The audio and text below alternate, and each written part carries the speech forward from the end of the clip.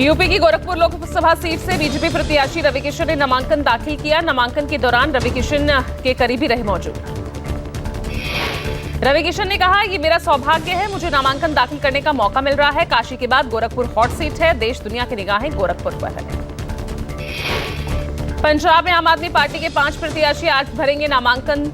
राज्य में 1 जून को डाले जाएंगे वोट। बिहार के काराकाट लोकसभा सीट से एनडीए प्रत्याशी उपेंद्र कुशवाहा आज भरेंगे पर्चा। नामांकन से पहले कुशवाहा की जन आशीर्वाद सभा।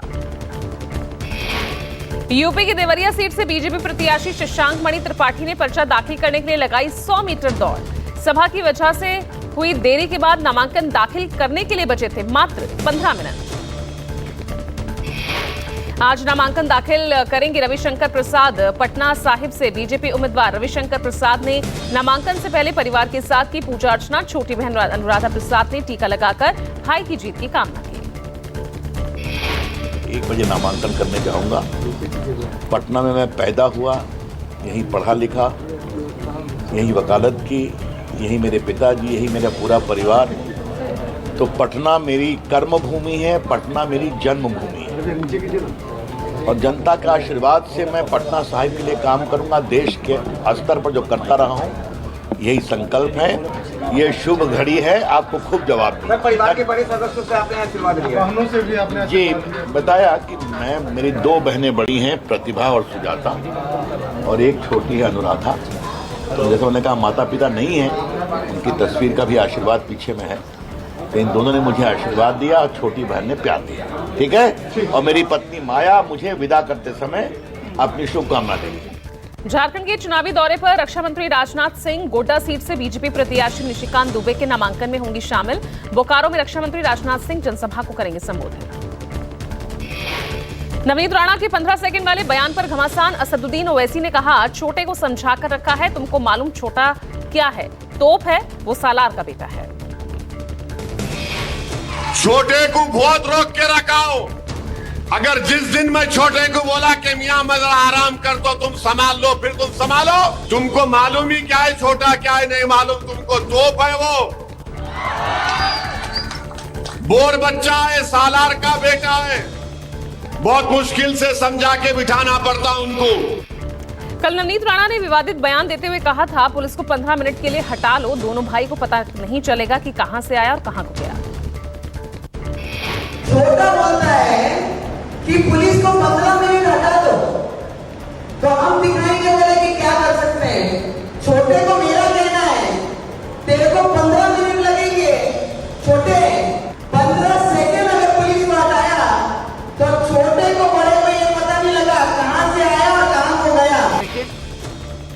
आरजेडी नेता तेजस्वी यादव ने चिराग पासवान के आरक्षण वाले बयान को लेकर कहा, चिराग पासवान को आरक्षण के बारे में कोई जानकारी नहीं और न आरएसएस के इतिहास की जानकारी। आरक्षण लोकतंत्र संविधान पर खतरा है।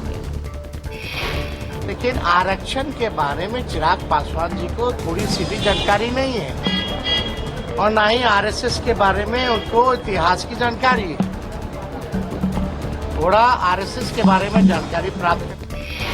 तेजस्वी ने कहा, चिराग पासवान नादान हैं, वो समझ नहीं पा रहे कि उनकी पार्टी का चुनाव चिन्ह छीनने की कोशिश हुई। चाचा भतीजे की लड़ाई कराई गई। तेजस्वी यादव के बयान पर जेडीयू नेता केसी त्यागी ने कहा, आरजेडी के शासनकाल में ही सबसे ज्यादा नौकरियां समाप्त हुई और बिहारियों का पलायन हुआ। सबसे ज्यादा जो नौकरियां समाप्त हुई हैं और बिहारियों का पलायन हुआ है वो आरजेडी के शासनकाल में। अरविंद केजरीवाल की अंतरिम जमानत पर आज फैसला सुनाएगा सुप्रीम कोर्ट। ईडी ने किया विरोध, वहीं गिरफ्तारी को चुनौती देने वाली याचिका पर भी सुनवाई। प्रवर्तन निदेशालय ने अरविंद केजरीवाल की अंतरिम जमानत का पुरजोर विरोध किया। कोर्ट में दायर हलफनामे में कहा, चुनाव प्रचार करना मौलिक अधिकार नहीं। दिल्ली शराब नीति मामले में गिरफ्तार बीआरएस नेता के कविता की जमानत याचिका पर दिल्ली हाईकोर्ट में सुनवाई। 6 मई को ट्रायल कोर्ट ने कविता की बेल पिटीशन खारिज कर दी थी। बीआरएस नेता के कविता को 15 मई को हुई थी गिरफ्तारी। पीएमएलए मामले में ईडी को गिरफ्तार करने के 60 दिन के अंदर ही चार्जशीट दाखिल करनी होती है। यूपी के कन्नौज में कांग्रेस नेता राहुल गांधी और सपा अध्यक्ष अखिलेश की साझा रैली। दोपहर 11:15 बजे कन्नौज के इंटर कॉलेज में दोनों नेताओं की संयुक्त सभा। कांग्रेस नेता राहुल गांधी आज कानपुर और लखनऊ में भी करेंगे चुनाव प्रचार। कानपुर में दोपहर 2 बजे जीआईसी मैदान चुन्नीगंज में जनसभा, लखनऊ के इंदिरा गांधी प्रतिष्ठान में शाम 4:30 बजे राष्ट्रीय संविधान सम्मेलन में शामिल होंगे। पीएम मोदी का तूफानी चुनावी प्रचार अभियान जारी है और आज प्रधानमंत्री महाराष्ट्र, तेलंगाना, ओडिशा में करेंगे चुनावी सभा। पंजाब के पूर्व सीएम बेअंत सिंह के पोते रवनीत सिंह बिट्टू आज बीजेपी प्रत्याशी के तौर पर लुधियाना लोकसभा सीट से नामांकन दाखिल करेंगे। आसाम के डिब्रूगढ़ जेल में बंद वारिस पंजाब डे का प्रमुख अमृतपाल सिंह ने अस्थायी रिहाई के लिए पंजाब हरियाणा हाईकोर्ट में लगाई अर्जी। महाराष्ट्र के शिवसेना उद्धव ठाकरे गुट के नेता संजय राउत ने फिर की पीएम मोदी की औरंगजेब से तुलना। कहा, गुजरात में जन्मे औरंगजेब को हमने महाराष्ट्र में दफन किया था। यूबीटी नेता राउत के बयान पर हमलावर हुई बीजेपी। महाराष्ट्र में यूबीटी नेता प्रियंका चतुर्वेदी के बयान पर भी मचा बवाल। सीएम एकनाथ शिंदे के सांसद बेटे श्रीकांत शिंदे पर दिया विवादित बयान। पटना में पीएम मोदी 12 मई को रोड शो करेंगे। पटना के इतिहास में ऐसा पहली बार होगा जब देश का प्रधानमंत्री यहां रोड शो करेगा। राहुल गांधी का देश के युवाओं को संदेश, बोले नरेंद्र मोदी के झूठे प्रचार से भटकना मत, 4 जून को बनने जा रही इंडिया की सरकार। तेलंगाना में चुनावी सभा को संबोधित करते हुए गृह मंत्री अमित शाह का कांग्रेस पर जोरदार हमला। कहा, यह चुनाव वोट फॉर जिहाद वर्सेस वोट फॉर विकास का चुनाव है। यूपी के रायबरेली में और अमेठी में कांग्रेस महासचिव प्रियंका गांधी का प्रचार अभियान जारी है। गुरुवार को एक जनसभा के दौरान अपने पिता स्वर्गीय राजीव गांधी का जिक्र कर भावुक हुई। अमेठी से पारिवारिक रिश्ता, प्रियंका के संबोधन से लोगों के छलके आंसू। रायबरेली में प्रियंका गांधी का चुनाव प्रचार जोर शोर से चल रहा है। प्रियंका ने कहा, छत्तीसगढ़ और कर्नाटक में हमने जो भी वादे किए उसे पूरा किया। अगर केंद्र में हमारी सरकार बनी तो किसानों का कर्ज माफ और कृषि यंत्रों पर जीएसटी खत्म करेंगे। रक्षा मंत्री राजनाथ सिंह ने लखनऊ में आयोजित इंटेलेक्चुअल मीट में कहा, वोट के लिए तुष्टीकरण नहीं होना चाहिए और इसी सोच के कारण आज भारत बहुत तेजी से आगे बढ़ रहा। तुष्टीकरण किसी का नहीं होना चाहिए। वोट के लिए किसी को अपीज मत करो, उसका तुष्टि मत करो। इन्हीं सब सारी सोच के कारण आज भारत कितनी तेजी के साथ। महाराष्ट्र के ठाणे में मुख्यमंत्री एकनाथ शिंदे और केंद्रीय मंत्री रामदास ठावले ने नरेश भस्के के समर्थन में रोड शो किया। कांग्रेस महासचिव श्रीमती प्रियंका गांधी ने झारखंडेश्वर मंदिर अमावा में पूजन अर्चन कर देशवासियों की भलाई के लिए कामना की। बीजेपी नेता नवनीत राणा के विवादित बयान पर बोले ओवैसी, कहा 15 सेकंड नहीं बल्कि आप 1 घंटा ले लीजिए, साथ ही जगह बता दीजिए, हम आ जाएंगे। बीजेपी नेता नवनीत राणा ने भड़काऊ बयान देते हुए कहा था, 15 सेकंड पुलिस हटा लो तो पता नहीं लगेगा ओवैसी ब्रदर्स कहां गए।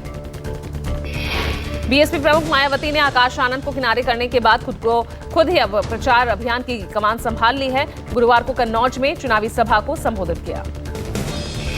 मायावती के एक्शन के बाद आया आकाश का रिएक्शन। कहा, आप पूरे बहुजन समाज के लिए एक आदर्श हैं।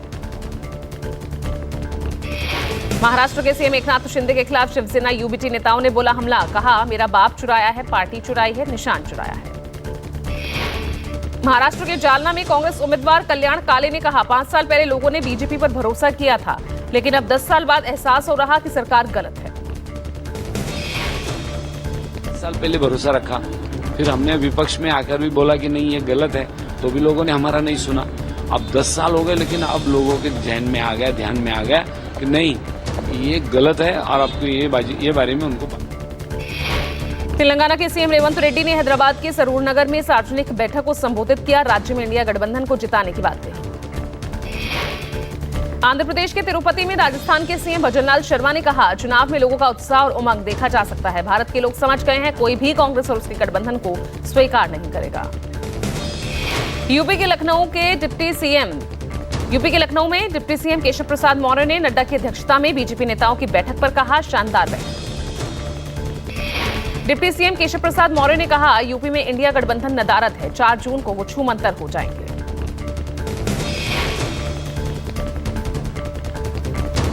उस अलायंस का कोई अता पता नहीं चलेगा, 4 जून को छूमंतर हो जाएंगे।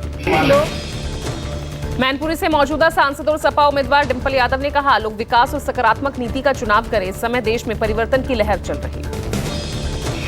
विकास की और सकारात्मक नीति का चुनाव करें और बदलाव और परिवर्तन की लहर पूरे देश में चल रही है। कन्नौज के सभी लोग, सभी जन, मुझे पूरा विश्वास है इस बार लोकतंत्र को बचाने की लड़ाई में साथ देंगे। पाकिस्तान पर कांग्रेस नेता मणिशंकर अय्यर के बयान पर गिरिराज सिंह ने कहा, राहुल गांधी, कांग्रेस, मणिशंकर अय्यर पाकिस्तान की भाषा बोल रहे हैं। कांग्रेस को ये दोहरी नीति छोड़ देनी चाहिए। गिरिराज सिंह ने कहा, भारत इतना ताकतवर है कि अगर उसने हम पर नजर भी डाली तो पाकिस्तान नहीं रहेगा। कांग्रेस पाकिस्तान की आतंकवादियों की भाषा बोलती है। पश्चिम बंगाल के वर्धमान के दुर्गापुर में बीजेपी उम्मीदवार दिलीप घोष का विरोध। चुनाव प्रचार के दौरान कुछ लोगों ने दिलीप घोष के खिलाफ गो बैक के नारे लगाए।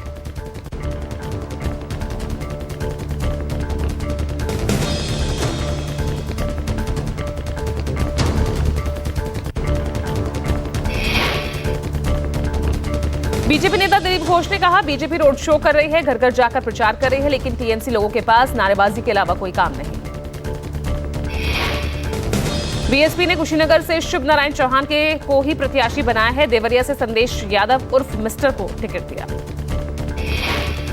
हरियाणा बीजेपी के वरिष्ठ नेता सूरजपाल अम्मू ने दिया पार्टी से इस्तीफा।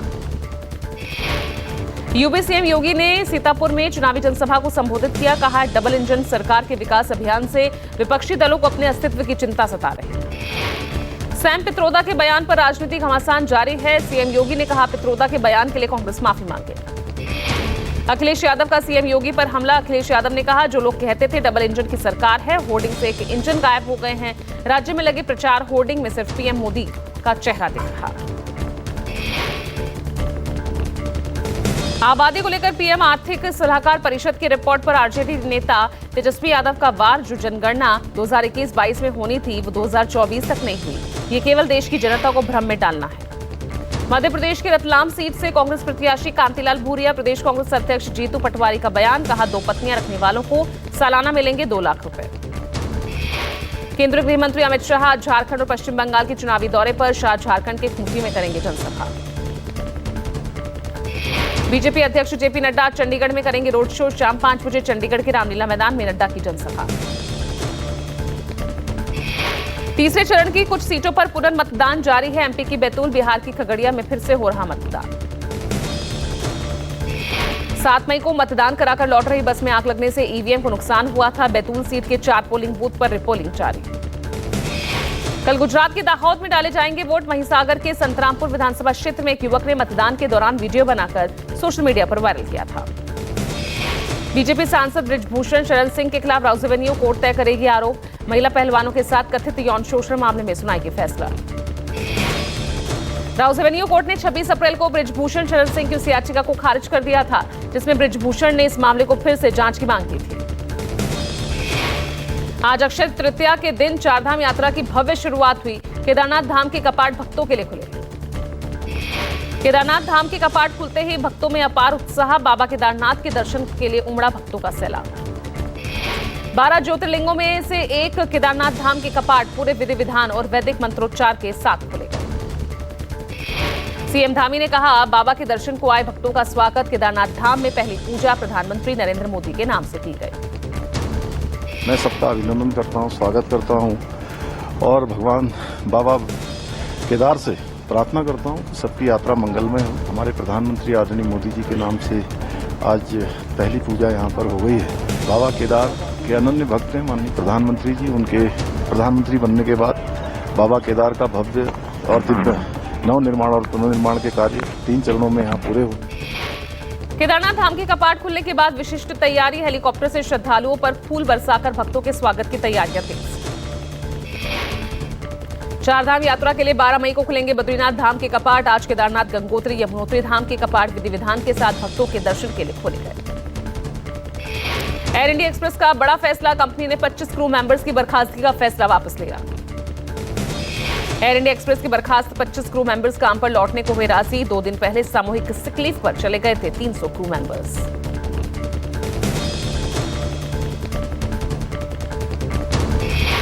गाजियाबाद में पुलिस और बदमाशों के बीच हुई मुठभेड़। दिल्ली के सीलमपुर का रहने वाले बदमाश का पुलिस ने एनकाउंटर कर मार गिराया। गाजियाबाद के बीच एनकाउंटर, पुलिस ने एक बदमाश को ढेर किया। हत्या को अंजाम देकर फरार बदमाश की पुलिस को कई दिनों से तलाश थी। बदमाश से एनकाउंटर के दौरान एक एसआई गंभीर रूप से घायल हुआ था। गुजरात के भरूच जिले से आईएसआई के लिए जासूसी करने के आरोप में एक जासूस गिरफ्तार। ड्रोन के इस्तेमाल वाली सेना की तकनीक की हम जानकारियां पाकिस्तान को भेजने का आरोप।